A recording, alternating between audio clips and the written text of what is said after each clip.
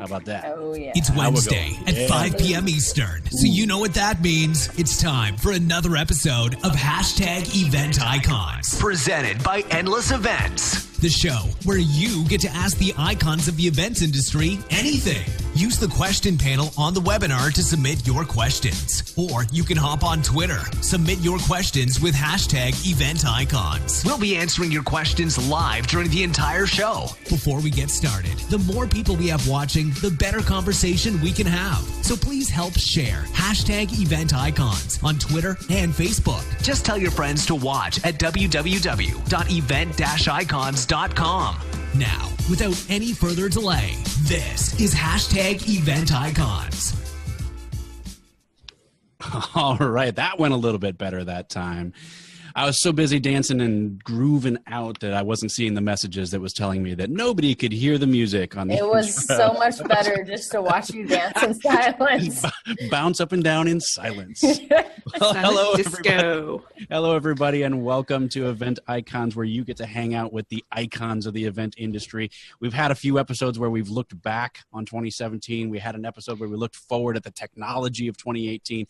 Today, we're going to broaden it out a little bit more, look at the industry in general and a lot of different topics in a lot of different areas. And I am so happy to be joined today by Event Icons co-hosts. We've got Audrey Gallien. Hello, Audrey. Hello. Yay, Audrey. Hello, Tahira Endean. Hello. And, of course, Alex Plaxen, the man behind the Twitters, making it all go most of the time. But more and more in front of the camera now. It's good to see you, and it's good to be chatting with you because, Alex, you bring a lot to the conversation as well. So thanks for joining us. Thanks. Glad to be here. We got almost the whole gang here. Will is leaving on a jet plane somewhere, jetting around. And so I'm really excited to be talking with you guys today and about what we're looking forward to 2018. Happy New Year, everybody. We saw a lot of shifts as we looked back at 2017 when it came to events relating to security and diversity and the shrinking talent pool, experiential design, like I said, technology already. So from our perspectives, we want to kind of look forward as everybody's trend reports are coming out. It's this 2018, that 2018. So let's take our own perspectives and see if we can apply it. Tahira, how about you kick us off today on what we're looking at for 2018? So I'd like to start with, how do we create events worth attending? So 2 sentences maximum. What does the terminology mean to each of you? Let's start with Alex. Alphabetical today. I know. So an event that's worth attending, to me, is something that you can't experience outside of that event, whether that is a unique networking opportunity or unique educational offering, something that's hands-on that you really need to be there face-to-face, talking with other colleagues. And to be honest, I don't think that enough events out there strive to be something that is worth attending. I think it's something that people just kind of take for granted in our industry, that people will continue to attend their events. So it can be aspirational for 2018. Yes. What about you, Audrey? I would say variety is what matters to me. So I want to go to an event that has multiple entry points for multiple personalities. I can go with a group of colleagues or friends who are vastly different from me and have their own experience and memories. And more events are driving that, we're even just beyond just different concurrent sessions, but different ways to interact with other people, to interact with the content. That for me is really what matters. And Brandt, worth attending. I think I can summarize some of what each of you guys just said with 2 words: of people and experiences. That you're experiencing something that you can't get anywhere else, and you're doing it with people that you can't meet anywhere else. And so, for me, being able to spend quality time with either new people or people that I already know, or preferably both, at an event and do something that we've never done before is a phenomenal way of spending time. And I know we've already each gone more than our 2 sentences, but I just want to tack on that, this is something that we need to apply aspirationally to the events that we we don't usually think of, not just public events, but corporate events. You know, how nice would it be to go to an internal corporate meeting that you really actually did want to go to the next year?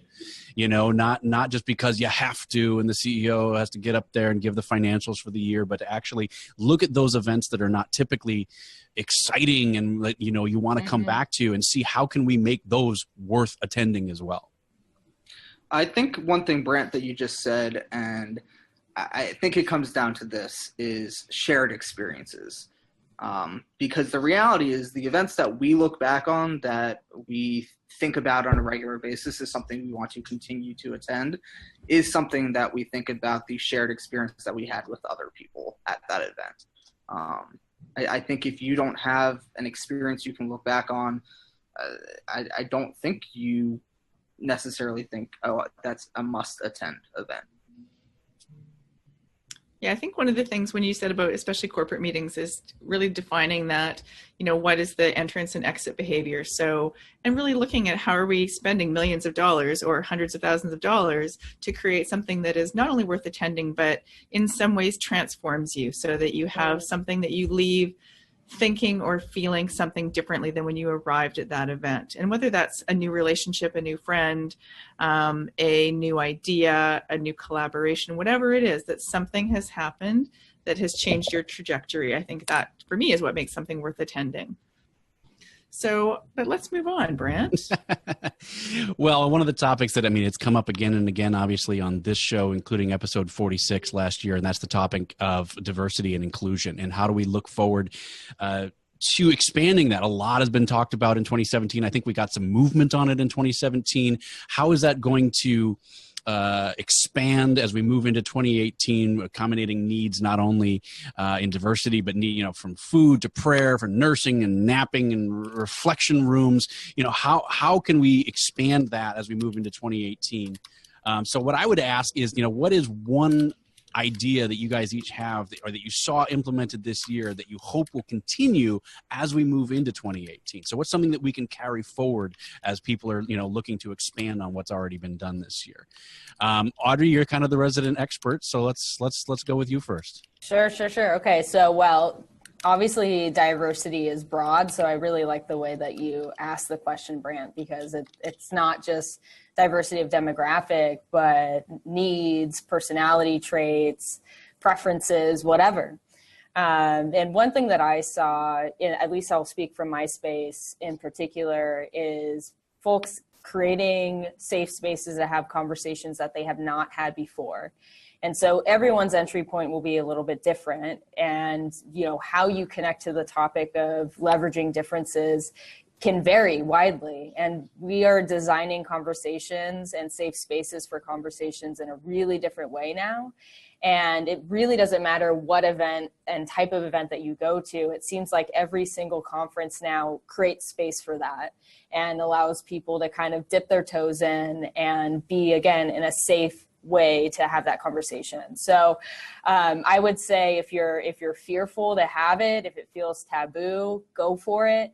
There's a lot of resources out there to help, and so many people want to be a part of the conversation and have these resources. So it's really kind of snowballing right now in a great way. Yeah, I think that, you know, for us, I plan a large technology summit in Canada, which is, you know, we can immigrate somebody here in 2 weeks. So diversity and inclusion is not something, you know, I work in a very small organization and we probably have 12 languages spoken. You get into a larger organization, it just goes up exponentially from there. And people have, you know, again, it's Vancouver. It's, you know, it attracts the people who want to be different and to shout it from the rooftops. And I love that about living here. And so when we plan events here, it's almost in some ways is a non-discussion, because we are a very diverse culture to start with. But you still get into workplaces where you still really do need to think about, as we're planning our meetings and our events, you know, what does that look like? What kind of food are we serving? What kind of entertainment is going to make people comfortable? What are the things that are going to be the conversations that they want to have? And how do you have, you know, safe spaces for conversations that are not only about diverse topics, but that happen from a diversity of cultural backgrounds and languages? And certainly one of the things that we talk about a lot at the event that we plan is the importance of welcoming diversity to your teams to create better products and solutions. So we're not creating them from one perspective. And how do you do that in a way that works, where people feel safe to contribute? And ultimately, where you see success is from having that diversity of perspectives.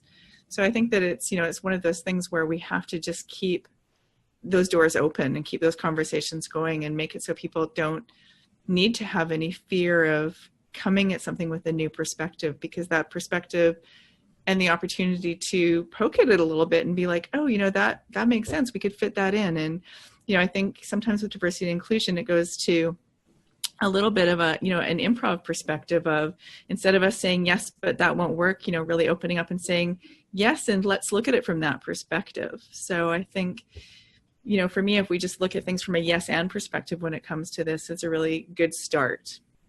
So I can build on that. What about you, Alex?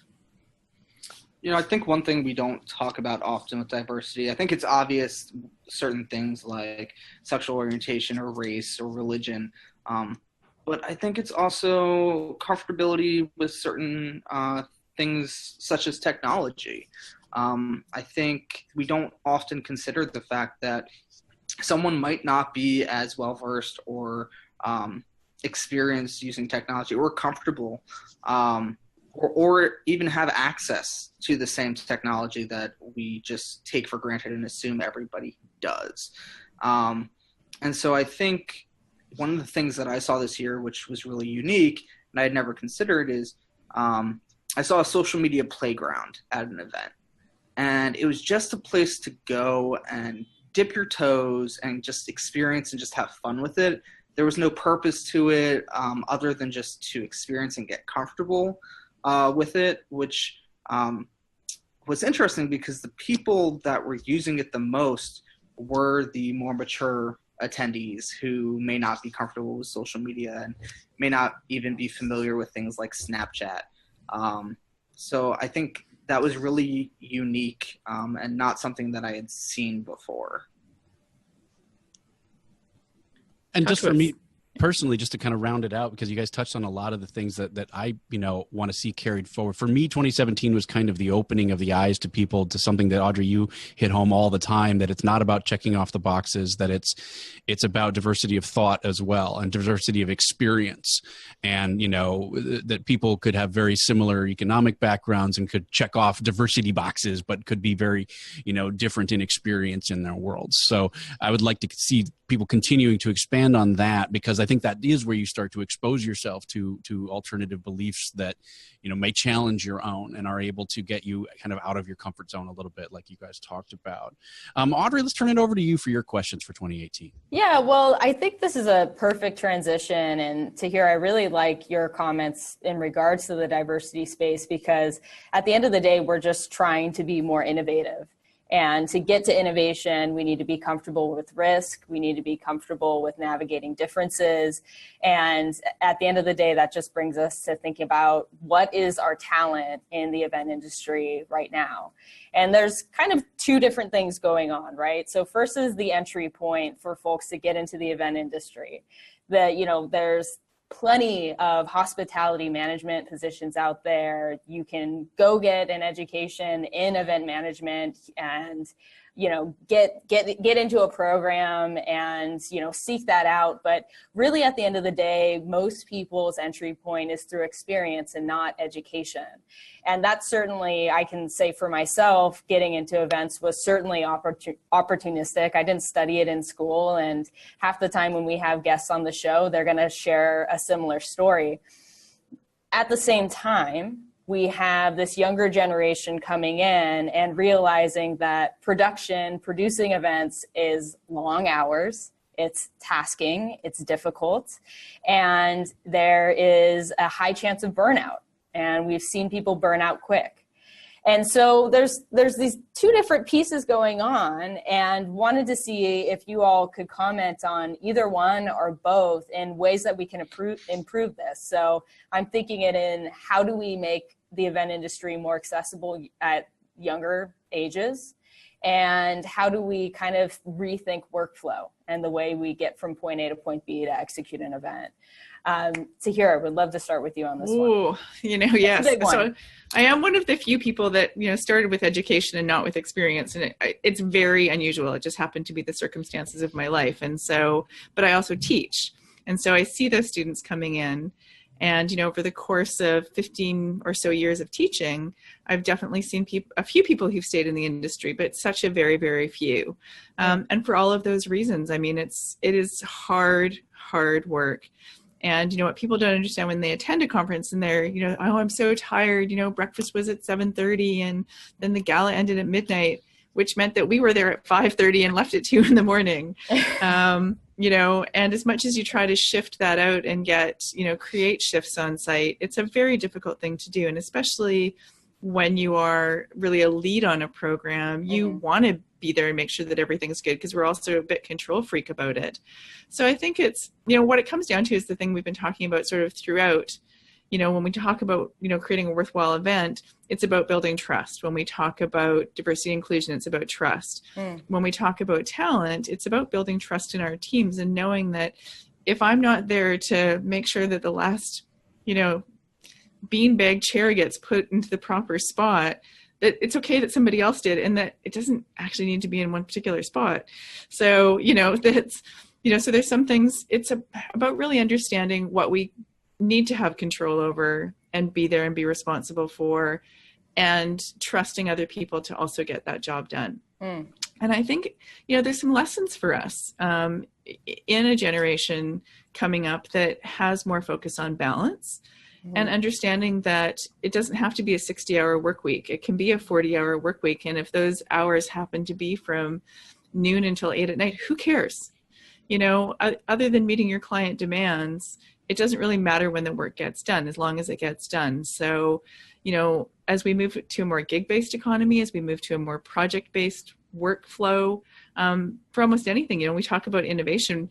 You're not going to be innovative by sitting at your desk doing the same job every day. So, is there one way we can address them? No, but there's lots of ways I think that we can start to rethink what a successful workplace looks like. Yeah. And just continue to play with mixing up how we're doing it. I think that's dead on. Brandt, what about you? What do you think? I think one step that can be done is, and I've heard, unfortunately, this story so many times, is more realistic internships, that as you do have people coming up and wanting to get that experience, maybe even while they're still in school, the number of times that I've heard the stories of, I interned at such and such a place and basically they had me do laundry, of linens or whatever, and that's all I ever did there. People seeing interns as just labor, as opposed to really, getting them out on site, getting them, involved and experiencing that. Because until you do experience one of those days from 5 a.m. until 2 a.m, it's kind of hard to explain to someone what all you're doing that whole time. And in a way, I was the beneficiary of that. The guy that was fired before I got hired for my, run at the production company did one event. And at the end of it, he quit the next day because he oh man, I was falling asleep on the way home in my car. How do you do that? And it was one event and he was out. So, it is something that can be hard to explain and describe to someone. So that would be kind of one thing that I would suggest is just having more honest internships, mentorship, really getting people involved early and honestly, as far as what it's going to be like. Yeah, absolutely. Alex, what about you? What do you think?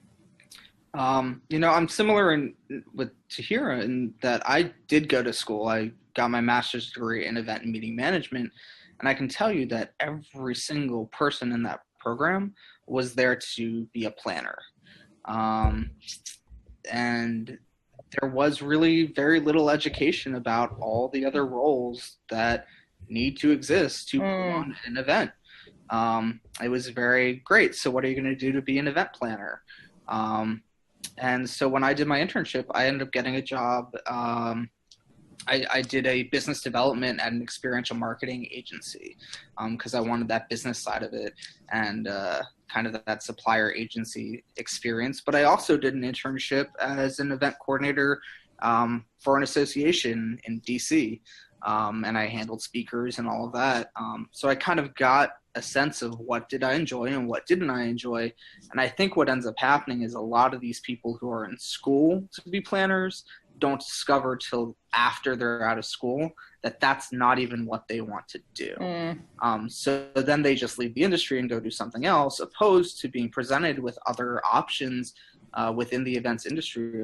This is something that you can do and is desperately needed in the industry. And we need people who are educated and understand both sides. I think when you get people who fall into the industry, oftentimes they only experience one side, whereas we have an opportunity with education to actually educate from all sides of the events industry. Alex, and I just want to follow up a little bit on that, because I don't think we've talked about it on this show much about your experience of going to school. And I'm curious to know if everybody in the room was being geared toward Plannerville, was there even a differentiation between like corporate planner or association planner? I mean, was that being handled at the school level, or was that like, okay, here's the core and off you go? And because there's obviously very different events to plan. A lot of it was very theory-based. You know, we would have large projects throughout the semester where we were supposed to theoretically put on an event. And we learned about the differences, and we would have like a class on, you know, corporate events and how they're different from association events, but that would be like 2 hours and that was it. And unless you actually went out there and experienced, like I volunteered left and right, but I was very active with MPI and PCMA as a student member. It was super cheap and I was very involved. So for me, it was something that I pushed myself to do, not necessarily something that the school pushed me to do, if that makes sense. Absolutely, yeah, and then it goes back to what we were saying about maybe trying to encourage that more at the school level or earlier on in people's careers. Yeah, absolutely. Which kind of goes into my next question, which is about the changing roles. You know, in our industry, we are going through transition constantly, whether that's from social media to video, to hybrid events, to experienced designers. They're all very specialized, challenging to value and not that well understood. There's a lot of new, unique positions and opportunities and people involved with events. What can we do to better define and explain what these roles are and what their overarching role in the success of an event is, both in real time and in how it's shared and extended to clients? You know, that question of value of something that's still rather new. Yeah, I think it's, you know, defining the value of what an event is very, very difficult.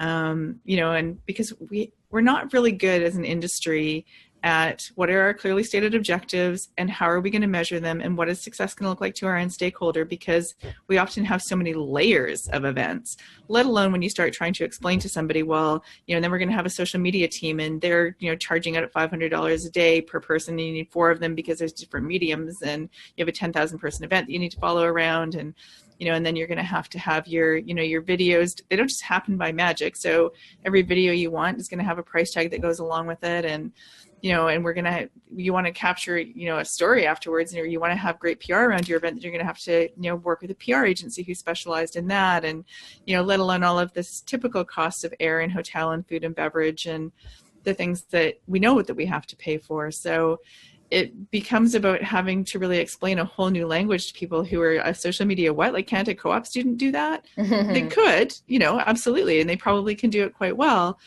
but they still have a value that goes along with them. You know, they still don't work for free. And social media does have a value. It's just more difficult to articulate when you start to look at reach and what that means and how do you want your story told. So I think, you know, we have a lot to do around storytelling and facilitation. You know, last week we had the 2, Elling and I'm sorry, I forget Brandt, the other Hans, you know, talking about moderation. And they have a company that all they do is provide moderators to conferences. And anyone who sat through a bad panel or bad session, that's when you start to see the value. It's kind of like sound, right? Nobody wants to pay for sound until you have bad sound at your event. But again, understanding that a sound engineer is a really specialized technology and skill set that, takes, it's not just, just plug in a boombox and hope it all works. They go to school for that for a year or two. So really understanding and being able to, articulate what those new roles are is part of our challenge. So, do you have to lay it out in a big chart? They don't care. Do you just have to show them what a good event looks like? Maybe.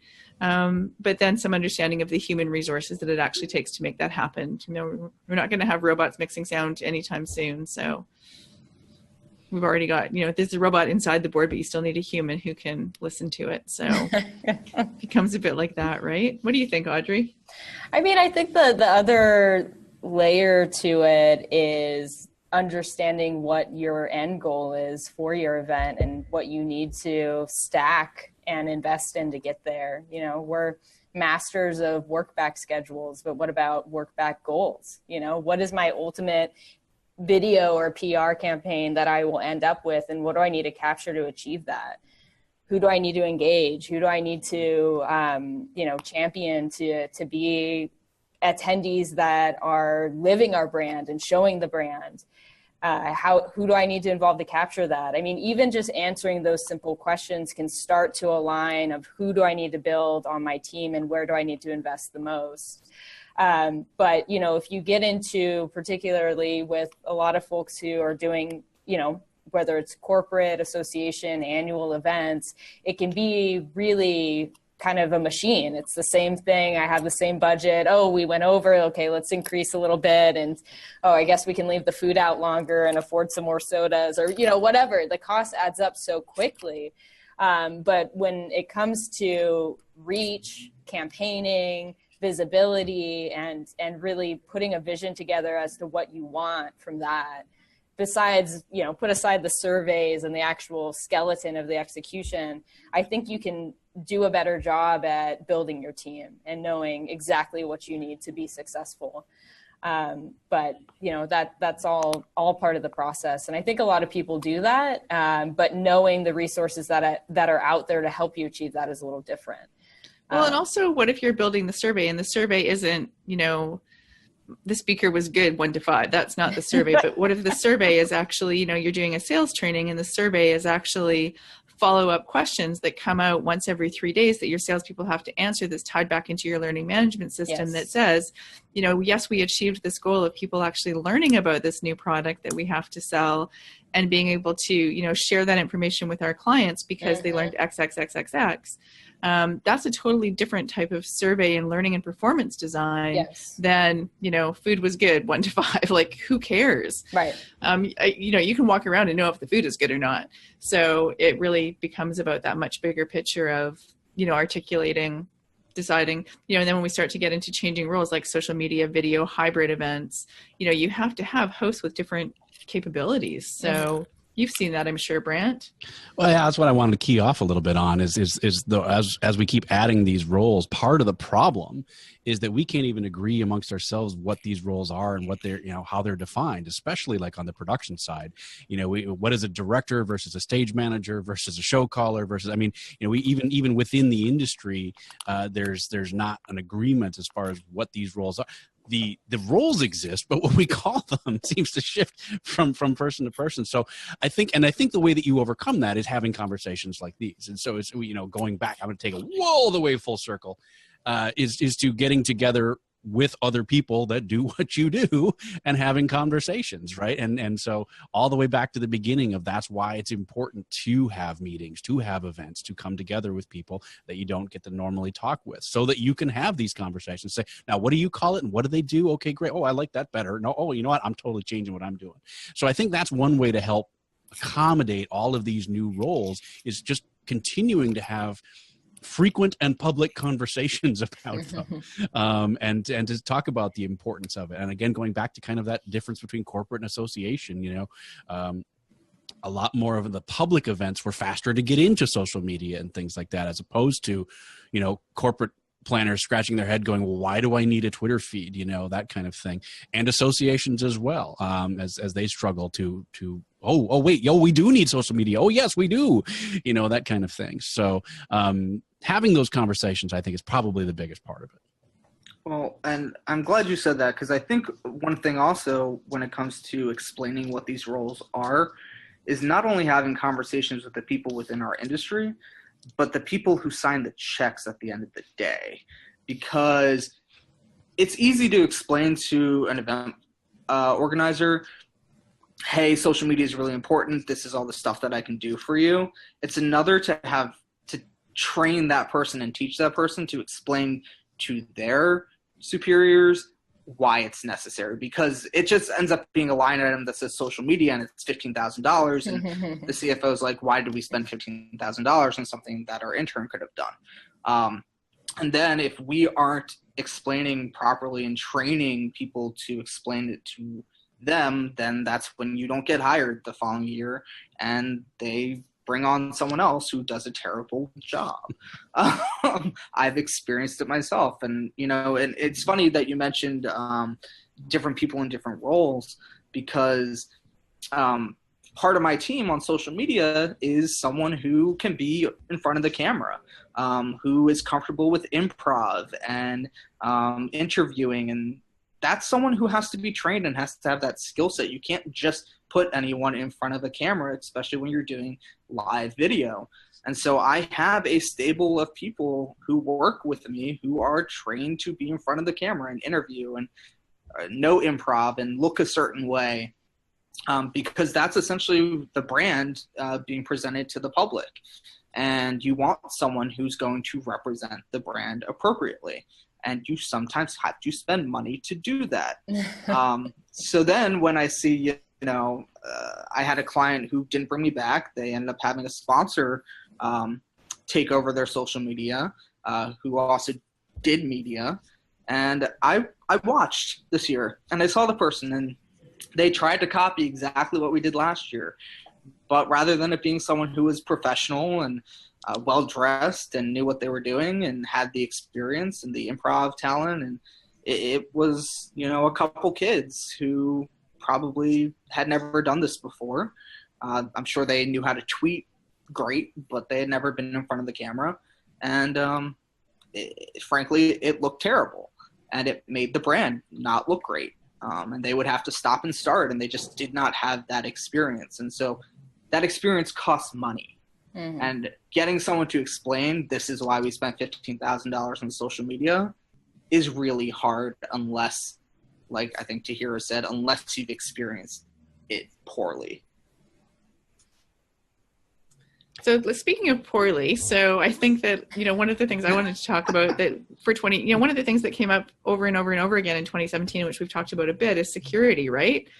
None of us are security experts. So who do we call? So when we look at, the horrifying impacts that we've seen from shooters, active shooters, to collapsing stages, runaway trucks, it seems unimaginable, but it's happening over and over and over again. So we can anticipate that overarching security is going to be a huge concern.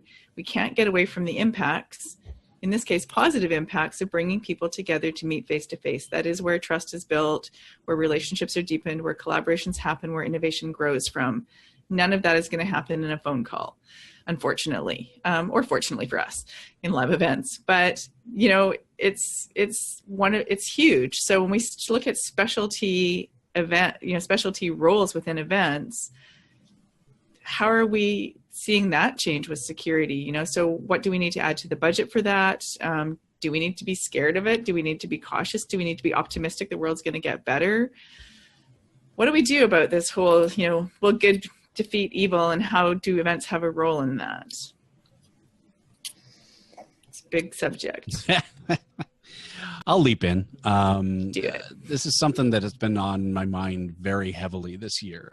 Combo platter of myself looking more into event security, specifically digital security, cybersecurity, combo platter of that, as well as a lot of the sessions that I wound up doing this year were on risk management and how do we look forward at potential risks, problems, And as what I loved about those sessions were that I got to hear some amazing horror stories of things going horribly wrong, and then how they got dealt with by the amazing planners that were behind them. So for me, it's a real struggle. It's a real mix of not wanting to panic, combined with a lot of this stuff is serious and real, and we need to be thinking about it. Like, I worry sometimes that the pendulum goes too far, and we put too much of an onus on planners to think of every possible outcome. I don't think what happened in Vegas could have been thought of by the planner, and it's ridiculous for us to think that we can plan everything. And so I get frustrated when security is reactionary. That, okay, well, now we need to add this to our list, and we need to add this to our list, and we need to add this to our list, because you need to be worrying about the things that aren't on your list and coming up with a plan that encompasses not just the things that we know can happen, but the things that we haven't even thought of that can happen. And so for me, that's what I really want us to see us start focusing on in 2018, is not getting caught in that trap of, okay, we need an active shooter or this, a plan, and we need this kind of plan, and we need a bomb plan, and we need this kind of plan. But rather, what kind of plans can we come up with that are more generic, more general? What happens when this happens? How do we deal with any kind of issue that is going to cause a lot of our attendees to get hurt suddenly, whatever the source? And yes, we want to be careful, and we want to be secure, and we want to have, good people, good security companies keeping an eye out, but we just can't be convinced that we've just got it once we make a list of everything that happens. And same with cybersecurity and digital security. We need to be thinking of the unexpected, thinking of the ways that I think, honestly, we're going to be the target for other companies getting hacked. That, when Target got hacked, it came in through the HVAC system. They didn't come in through the front door. They came in through the back door.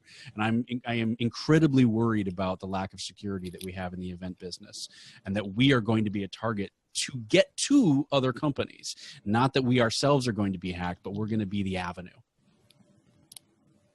Yeah, I think that's fair. I'm both. I'm really I think that's fair. I think it's, most event planning companies are quite small.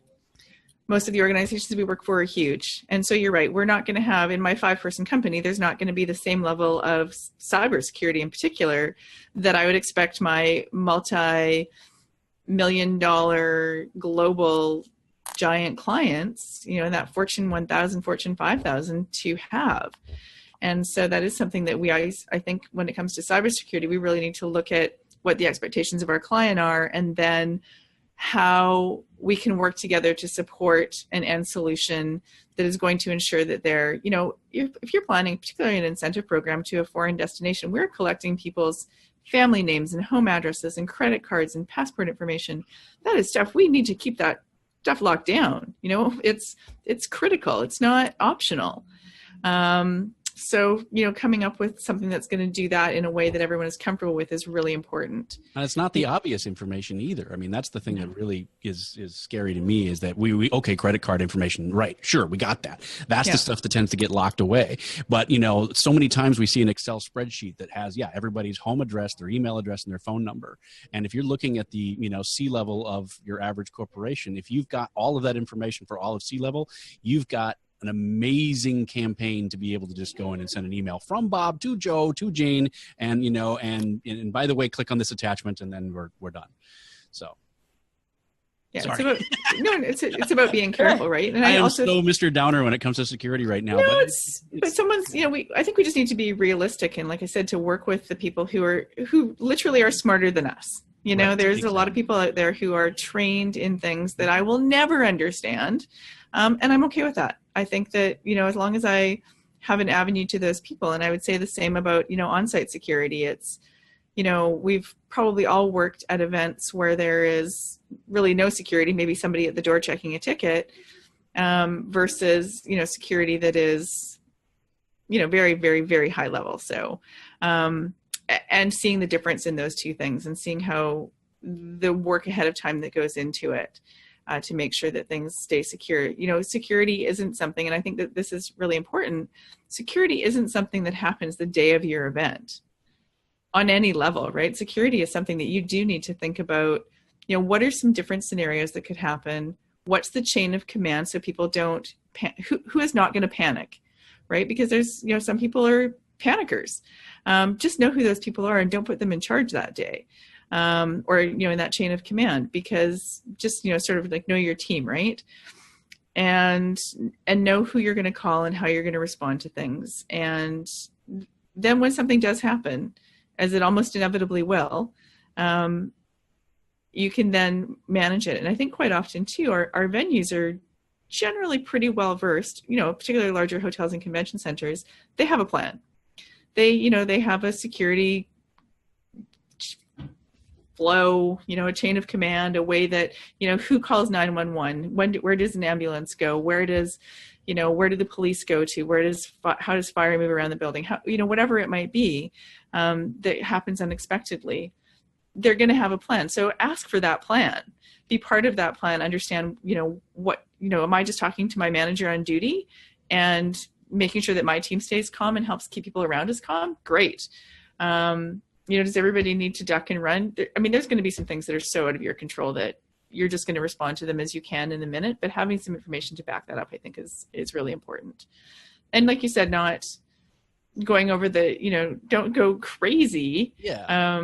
But also, be realistic and be responsible. And also, one of the other things that I think is interesting about security is culturally how people respond to things. And I think, a long time ago, we talked to somebody, it might have been you and me, Brandt, talked to somebody about this, where they said, in some countries, if people see a yellow box and they're not going to cross that yellow box, whereas in some countries, they're like, oh, there's a yellow box. Great, I'll go over there. So, it's also about how do you, knowing your crowd and how you can get them to work with you when you have those scenarios where you need to keep people calm and in control and provide information. And then we also have technology to help us, right? So if we need to lock down a building and you've got a mobile app, well, you've got now a way to communicate with every participant. Yeah. Those are the kinds of tools we need to know how to use and to use them smarter so that people aren't, there's nothing that makes us feel more insecure than a lack of information. I want to throw it to Audrey and Alex there too, but I just wanted to throw in one example that came to mind while you were talking there of when the pendulum has gone too far, where I was at an event, working an event, and the opening of the event, like we were all come in, the music's playing, and the MC walks out. And it was like a flight attendant doing the safety briefing. So it was like, okay, everybody, welcome to the event. Now I'm going to the exits are here. In the event of emergency, we're going to do this. And it basically, you started your event by scaring the crap out of everybody. Yeah. And I think that's where an example of where things, go a little too far of trying to plan for every single occasion. So, but I see you guys nodding your heads. Audrey, where do you come down on the security side? So for me, I would say it's about, to add, I agree with everything that you two said, but what I think about as well and lessons I've learned when there has been hiccups in large events and, I'm in the corporate space and, working with the C-suite and high-level executives is just respect your attendees and respect the choices that they make when things go wrong. And don't try to convince them otherwise. They're going to make their choices in that moment. And I think a good event planning team, a support base, your host, just makes it okay to respect your attendees' decisions in the moment. So say the fire alarm goes off in an awards dinner and tables clear out and the one person of a table of 10 decides, you know what, I know that this was a small mistake, but this table alone, these senior level executives are worth millions and millions and millions of revenue. We're going to have to leave. And while you want them to stay, you need to just accept it and say that's okay. And I'm really just processing something that happened at one of our events. But it was a big lesson because even if you look at the small scale things, if an attendee wants to step aside and, create their own space of safety, you want to make sure that you have an environment that is good for them and you're communicating up front. Not in a way like Brandt, you're describing, welcome to this airplane, good luck. But you do need a clever way to ensure that your attendees do feel safe and they independently can navigate if there is a security breach in any way. So it's getting on board with your sponsors, it's getting on board with your stakeholders, of course, but we want to make sure that we're creating a space where our attendees feel like, cool, I can navigate if something happens and I'm aware of my surroundings in a good way. Well, I think there's a very big difference between I'm in a ballroom at a conference, where's my exits, which is, hopefully they're well lit, or a gala dinner where something like a fire alarm goes off, to hosting a citywide event, or, something like a music festival, where, something like a large citywide event, you're probably going to have a control center, and that control center is probably going to include police, fire, traffic, and an event team representative, and you're going to be connected in multiple ways to your teams. Very different scenarios. And so I think that, it's understanding what those scenarios are and what you need to be planning for ahead of time. Yeah, absolutely. And social media. Somebody's got to be watching social media, because that's where we're going to hear about a lot of that stuff happening. So, all right, should we move on to something less speechless?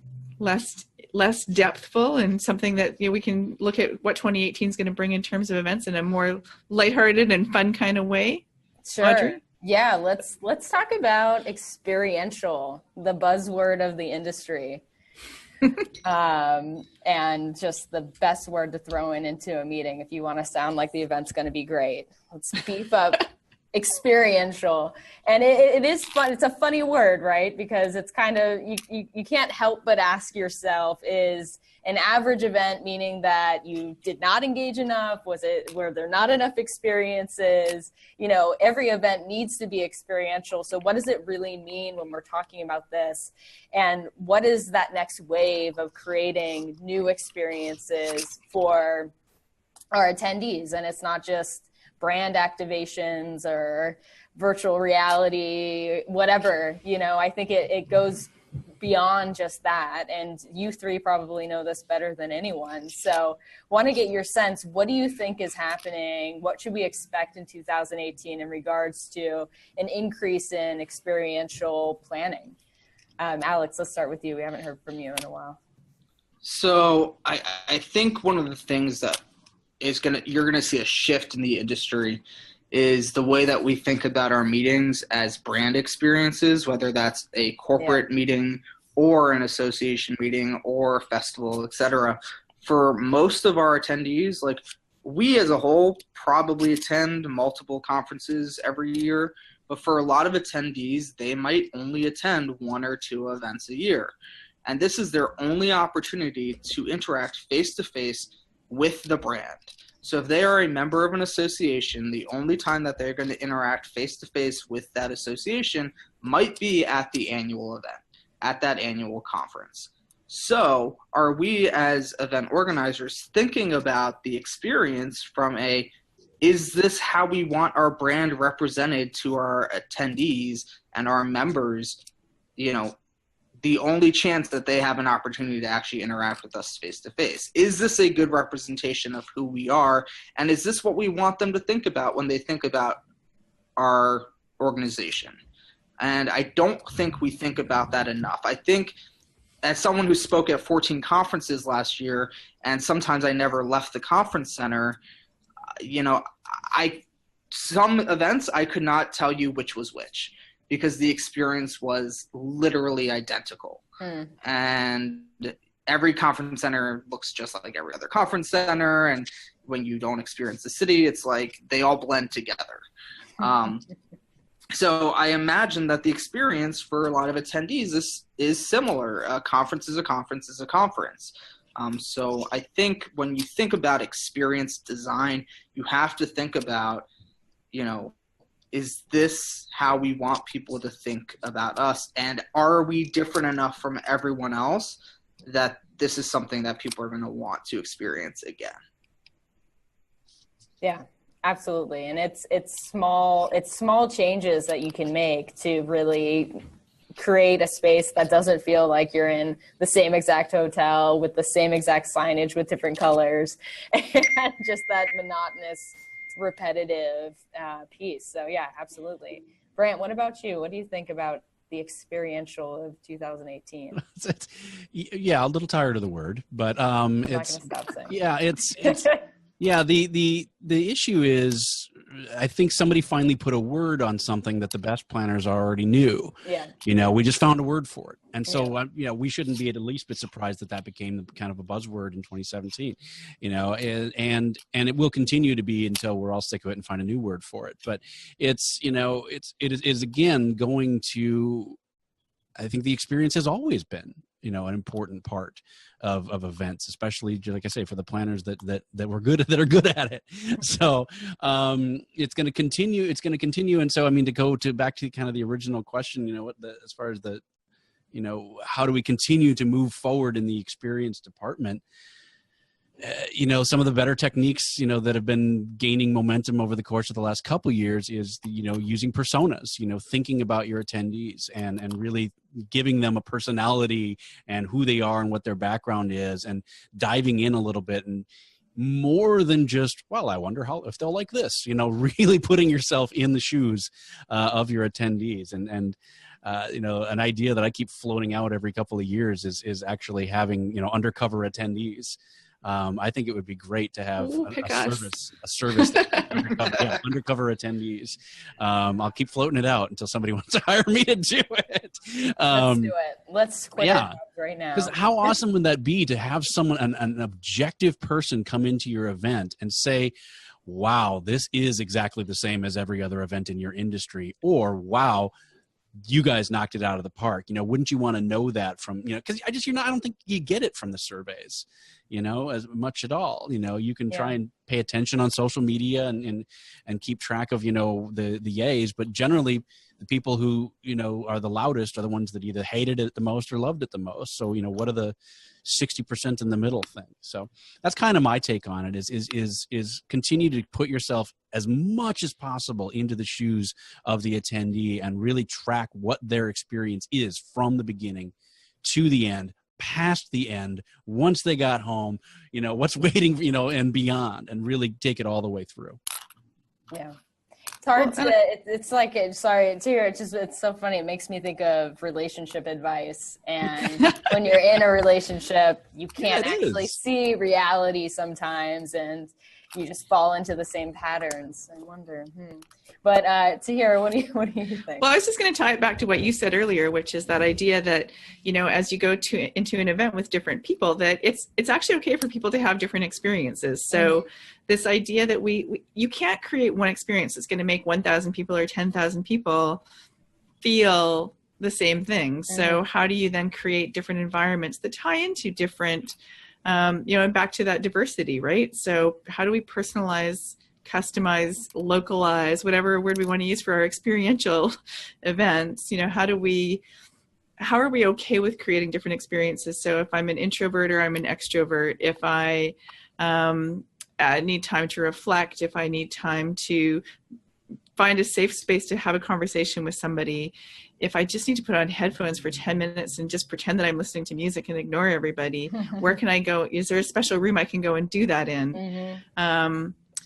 So what are going to be those different experiences that I can have? Do I like to learn in a theater? Do I prefer to learn in a small group working environment? And I think, when we look at, IMEX, I think is a great example of, they are always testing new things, right? So ultimately they are the biggest trade show in our industry, but you can go and have these different experiences within that environment.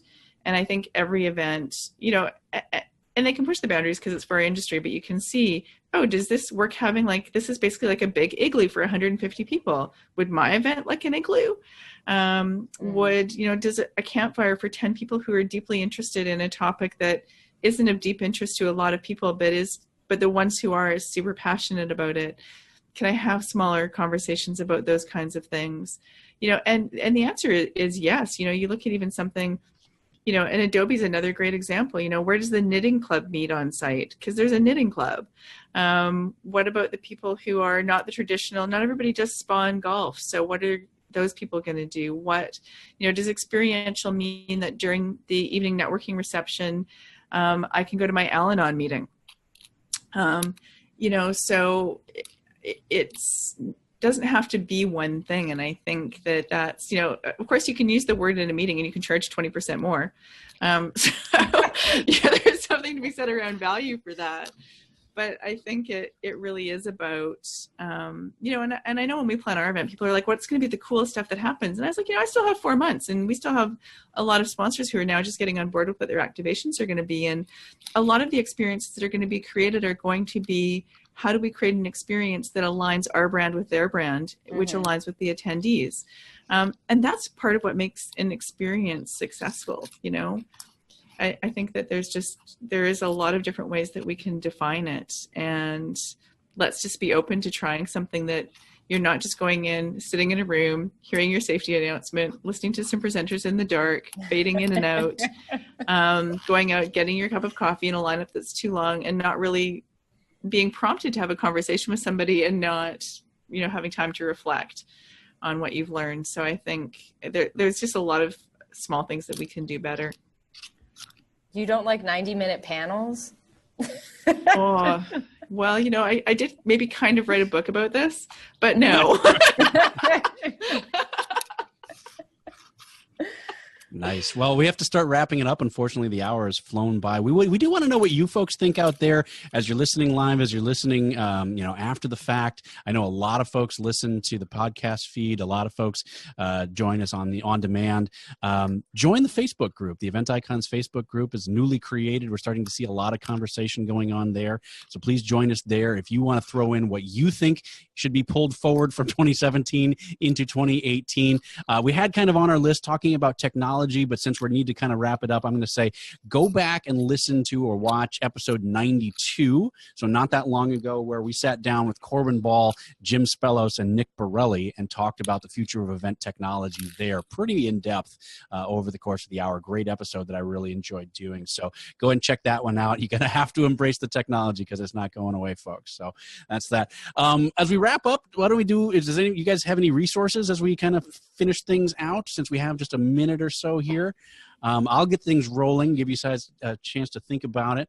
I've actually discovered kind of over the last couple weeks or rediscovered Google Photos. As an Android person, it's been pretty easy to have Google upload all of my phone snaps onto the server, out into the cloud, which is great.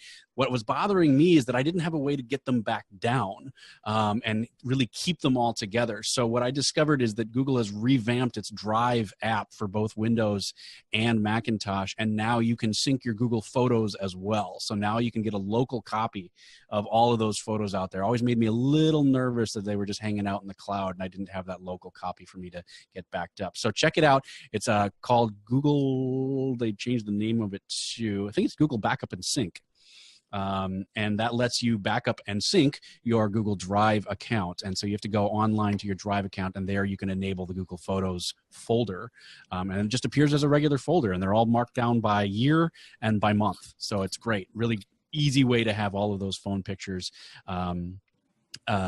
organized for you as well as it comes down from the cloud. Anyone else have any good resources they want to throw out? There's a big list of episodes that someone's been sharing, which is great. So, you know, episode 46 on diversity, episode 35 on event venues, 37, educating the next generation of planners. There's a crazy topic.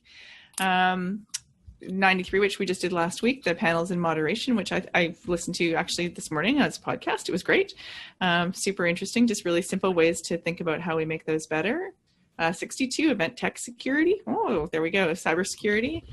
It's all important. So, yeah, special thanks to Rokan and Sahidi, who do a lot of the work behind the scenes, doing things like that, punching in the episode numbers, feeding us questions and all that kind of stuff. So thanks so much, guys, for your work behind the scenes on that. And I think that's probably a good place to leave it. Tahira, Audrey, Alex, again, Brandt. Fantastic conversation. Really appreciate it. I'm Brandt. Yeah, anybody, why don't you guys throw out your Twitter handles, how you like folks to get a hold of you. Alex? At Plaxen. You can find me on Facebook and LinkedIn and Twitter and Snapchat and Instagram and anything social media at Plaxen. Audrey? LinkedIn. Find me on LinkedIn. It's my name. And I will be there. I love it. Love it. Tahira? I'm going to go with Audrey. LinkedIn. It's good. Just my name. Pretty easy. Absolutely. You can find me on, Instagram's fun too. Tahira Creates. Very good, very good. And I'm Brandt Krueger, and I'm pretty much Brandt Krueger everywhere because it's an easy name to get every time a new service comes out. So Brandt Krueger on Twitter, Facebook, LinkedIn, everywhere else. Thank you, everybody, for joining us. I think I've stalled long enough to get the outro set and ready. We'll see how it goes this time. I'll try and make sure that there's audio this time. Thanks, everybody, for coming. We'll see you next time on Event Icons. Thanks for joining us. Bye. Thank you for joining us for another amazing episode of #Event Icons. To catch the transcription and all of the resources mentioned, head to www.helloendless.com/blog. This week's episode will be posted and available by next Tuesday. Also, let us know what you thought about this week's episode. Share your biggest takeaway and join the social conversation. Sponsored by Little Bird Told Media. Just tag your post with #Event Icons. We'd love to hear from you. Thank you again for joining us. We'll see you next Wednesday at 5 p.m. Eastern, right here on #Event Icons.